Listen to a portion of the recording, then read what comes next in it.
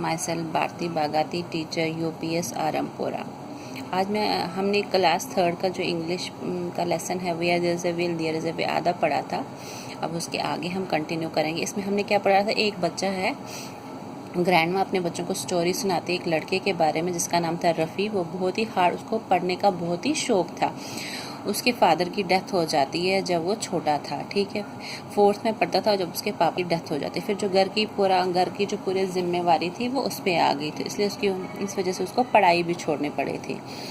फिर उसने क्या किया, एक डेंटल की शॉप ज्वाइन कर ली। वहाँ पे वो क्या करता था, काम करता था, लेकिन काम करते करते उसने अपनी पढ़ाई भी जारी की। अब हम आगे पढ़ते हैं।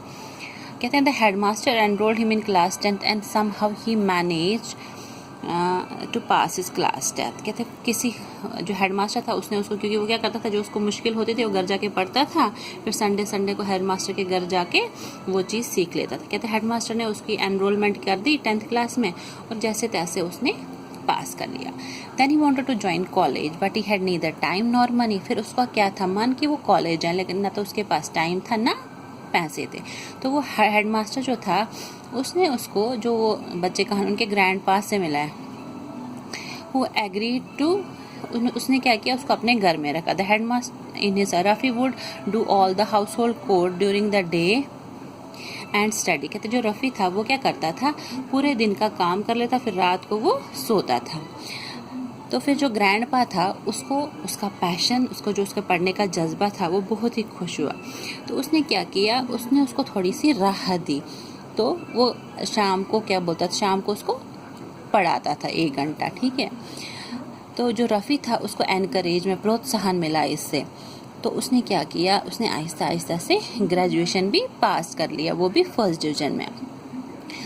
और वो क्या करता था, जो उसकी सैलरी थी उससे वो किताबें खरीदा। Then he wanted to join, उसके बाद उसने यूनिवर्सिटी ज्वाइन करने का सोचा ताकि वो अपनी, लेकिन क्या करता, लेकिन उसको अपनी फैमिली को भी सपोर्ट करना था क्योंकि घर का सारा लोड उसी पे था।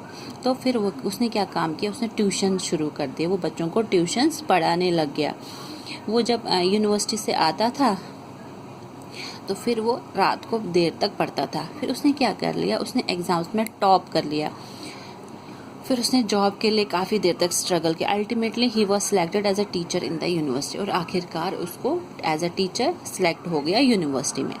ही preferred to become a teacher because he believed the teacher is an architect of the nation. कहता है उसको जो शौक था कि वो टीचर बने, क्योंकि उसको यकीन था कि जो टीचर होता है वो एक आर्किटेक्ट होता है, किसका, नेशन का। Now what lesson do you learn from Rafi's story. अब आप हमें बताइए कि आपको इस लेसन से क्या सीख मिली। इस लेसन से हमें ये सीख मिलती है बच्चों कि अगर हमारे में जज्बा हो कोई काम करने का तो कोई भी काम नामुमकिन नहीं है। हम मुश्किल से मुश्किल काम भी कर सकते हैं। तो जैसे कि हमारा टाइटल है इस लेसन का, where there is a will there is a way. जहाँ चाह वहाँ राह, यानी कि अगर हमारा इरादा पक्का हो तो हम कुछ भी कर सकते हैं। तो हम बड़े से बड़े पहाड़ को भी गिरा सकते, लेकिन हमें किसी भी चीज़ को करने की डिटर्मिनेशन होनी चाहिए, हमें चाहत होनी चाहिए कि हम कोई भी काम करें। ये ना हो कि हमारा मन होगा ही नहीं कोई काम का तो वो सफल कैसे होगा। अगर हम किसी भी चीज़ को लेकर डिटरमिन्ड हो कि नहीं हमें ये काम करना है, तो कितनी भी मुश्किलें आए हम उन मुश्किलों को भी पार कर सकते हैं, हम उस काम को कर सकते हैं, ठीक है।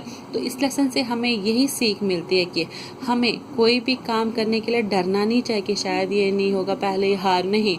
हमें क्या करना चाहिए, हमने अपने इरादा पक्का करना चाहिए और कोई भी मुश्किल से मुश्किल काम फिर खुद ब खुद आसान हो जाता है। अब यहाँ पे कुछ क्वेश्चन आंसर्स है कि Rafi was a dash. Rafi क्या था, एक पुअर बॉय था, गरीब लड़का। His father dash when he was just 12 years old his father died. He had to siblings, उसके 2 छोटे छोटे भाई बहन थे। He worked at the dash, वो किसकी काम, कार डेंटर की शॉप पे काम करता था। He dash to pass his matric examination. He hard work, उसने hard work to pass. He would work during the day and dash during the night, तो रात को वो क्या करता था, स्टडी करता था। His dash paid his hard work paid him, he dash the exam, और उसने क्या कर दिया, टॉप किया किसमें, एग्जाम में। ठीक है, समझ में आया।